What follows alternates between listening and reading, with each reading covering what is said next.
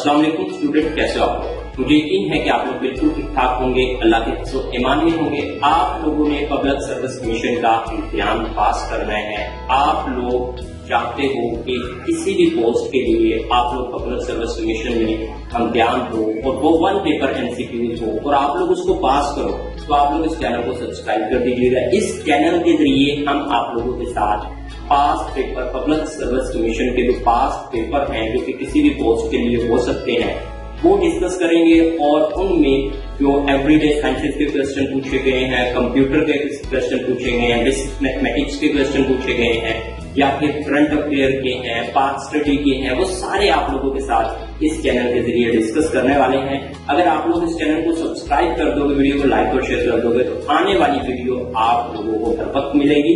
तो सबसे पहले यहाँ पे जो क्वेश्चन हम आप लोगों के साथ डिस्कस करेंगे वो एवरीडे साइंसेस के 15 क्वेश्चन है और ये जिस पेपर में पूछे गए हैं ग्रेड 17 की पोस्ट थी, उसके लिए पब्लिक सर्विस कमीशन का जनरल नॉलेज का पेपर हुआ था और उसमें ये क्वेश्चन पूछे गए हैं। आपको वो पेपर जो है, उस पोस्ट का टाइटल जो है वो भी आप लोगों को स्क्रीन पे नजर आ रहा है। अब स्टूडेंट हम लोग यहाँ पे फर्स्ट एवरीडे साइंस का जो क्वेश्चन है वो डिस्कस कर लेते हैं।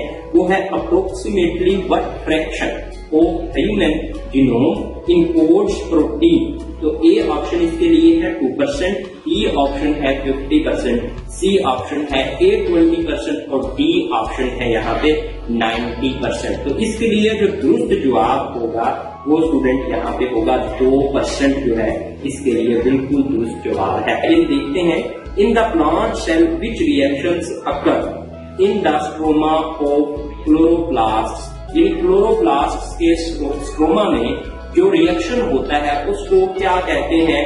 कैल्विन साइकिल कहते हैं, क्रेब्स साइकिल कहते हैं, फर्मेंटेशन कहते हैं, डी कार्बोसाइक्लेशन कहते हैं।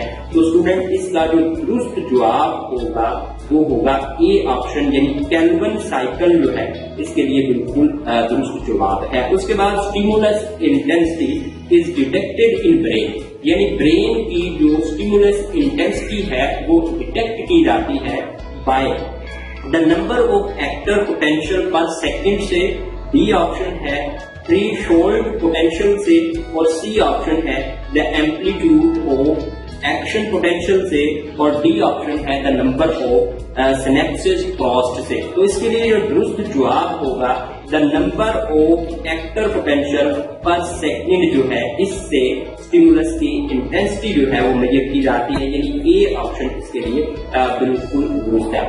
उसके बाद फोर्थ क्वेश्चन है सिरोसिस इज अ डिजीज, यानी सिरोसिस जो है एक बीमारी है that effects the organ among the following, जो ऑर्गन को इफेक्ट करती है। ए ऑप्शन है लिवर को, बी ऑप्शन है पंक्रियाज और सी ऑप्शन है किडनी और डी ऑप्शन है यहाँ पे स्मॉल इंटेस्टाइन यानी छोटी आंत। तो स्टूडेंट इसके लिए जो दुरुस्त जवाब होगा वो लिवर होगा, यानी जो यहाँ पे सिरोसिस डिजीज है वो लिवर की एक। अब दोस्तों फिफ्थ क्वेश्चन की बात कर लेते हैं, वो है according to science the earth is year old, यानी अर्थ कितने साल पुरानी है।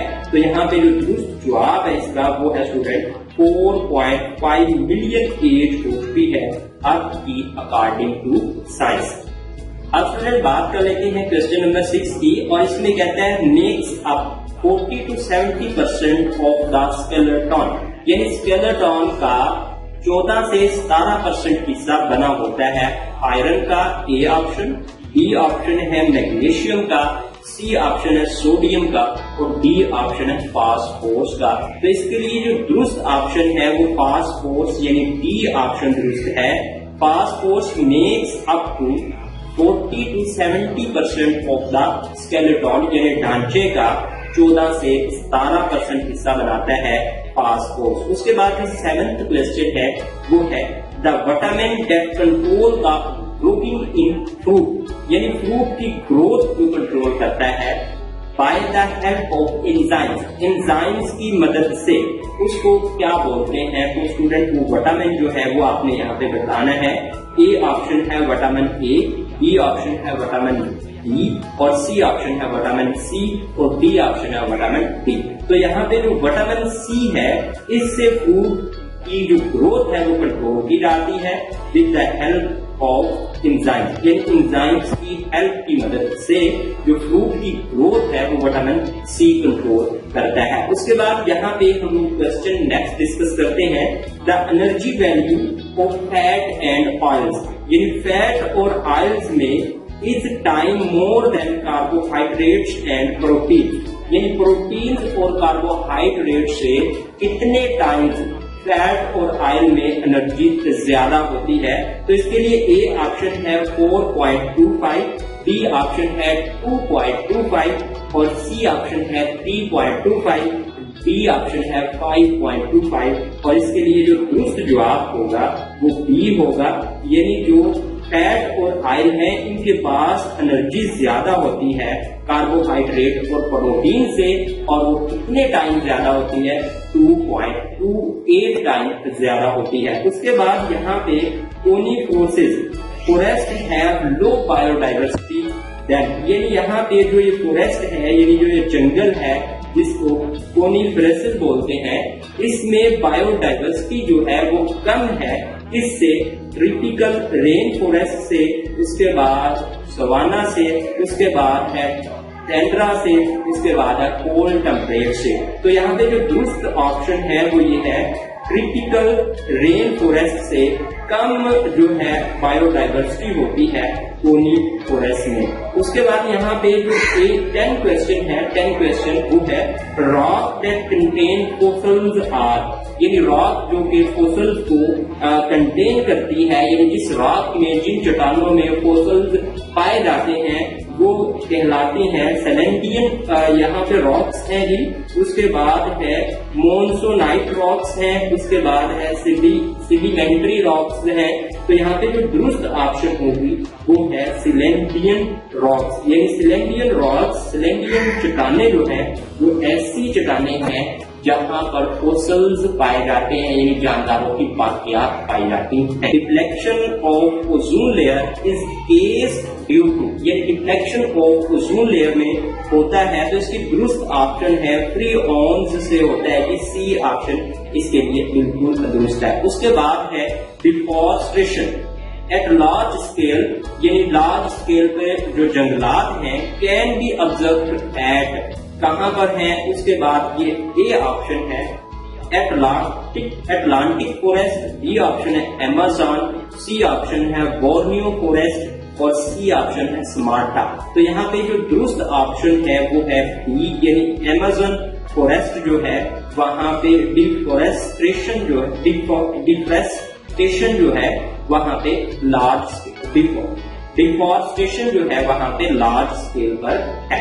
उसके बाद 13 एमसीक्यू है, which of the following can be recycled many times, ये यहाँ पे कुछ मटेरियल्स हैं जिनको हम लोग बहुत बार रिसाइकल कर सकते हैं। ए ऑप्शन है प्लास्टिक, बी ऑप्शन है वुड, सी ऑप्शन है ऑर्गेनिक मटेरियल्स। तो यहाँ पे जो डी ऑप्शन है वो है एल्यूमिनियम। तो एल्यूमिनियम स्टूडेंट यहाँ पे एक ऐसा जो है मटेरियल है जिसको मनी टाइम जो है वो रिसाइकल किया जा सकता है। उसके बाद 14 एमसीक्यू है, the milk need to be heated, यानी मिल्क को जरूरत होती है हीट की for pasteurisation at 161 Fahrenheit for dash second, यानी आप लोगों ने सेकंड बताना है कि अगर मिल्क का, दूध का 161 फ़ारेनहाइट टेम्परेचर कर दिया जाए तो कितने सेकंड में दूध जो है पोस्चराइजेशन हो जाएगा। तो यहाँ पे ए ऑप्शन है 25 सेकंड, बी ऑप्शन है 15 सेकंड और सी ऑप्शन है 20 सेकंड और डी ऑप्शन है 30 सेकंड। तो इसके लिए जो दुरुस्त ऑप्शन है स्टूडेंट वो है 15 सेकंड, यानी 15 सेकंड के अंदर जो है दूध जो है पोस्चराइजेशन हो जाएगी उसकी, अगर उसको 161 फ़ारेनहाइट पर गर्म किया जाए। उसके बाद 15 और लास्ट एमसीक्यू है, which of the following vitamin contain जो है ट्रेस ऑफ सेलेनियम। तो यहाँ पे वो विटामिन हमने बताना है जो कि ट्रैक्स ऑफ सेलेनियम रखता है। तो यहाँ पे विटामिन ए ऑप्शन है, विटामिन ई है और विटामिन बी है। तो इसकी जो दुरुस्त ऑप्शन है वो बी है, यानी विटामिन ई जो है ये कंटेन करता है ट्रैक्स ऑफ स्लीप। ये थे 15 MCQs जो कि पिछले पेपर में पूछे गए हैं। आप लोग नेक्स्ट वीडियो चाहते हो तो चैनल को सब्सक्राइब कर दीजिएगा, वीडियो को लाइक और शेयर कर दीजिएगा। ओके दोस्तों, अल्लाह हाफिज, मिलते हैं नेक्स्ट वीडियो में, बाय बाय।